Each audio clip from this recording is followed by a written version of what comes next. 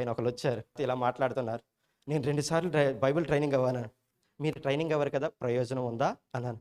మాట్లాడలేదు. రక్షణ కొరకు, సువార్త కొరకు ఇది నా భారం. నా దేవుడు నన్ను పిలుచుకున్నాడు. నన్ను అభిషేకించుకున్నాడు. నా వల్ల నా ప్రభువుకు ప్రయోజనం, నీ వల్ల ప్రభువుకు ప్రయోజనం ఉందా? నువ్వెన్ని పఠిస్తున్నావో కాదు, వాటిని నువ్వు కావాలా ఆయనకి? అలా నడుస్తున్నావా బిడ్డలారా? లేదు. బట్ నేను ఇలాగ బాక్స్ పెట్టుకొని సువార్త చాటడానికి నన్ను దేవుడు పురుకొల్పుతున్నాడు. ఆయా ప్రదేశాలకు వెళ్ళిపోతున్నాను. వెళ్తుంది వాక్యం. ఎవరికి కావాలో వాళ్ళకి వెళ్తుంది. మాట్లాడమంటున్నారా? ఆయన నడిపింపు నాకు ఇస్తున్నాడు, నడిపించుకుంటున్నాడు ఆయన. నాకేంటి?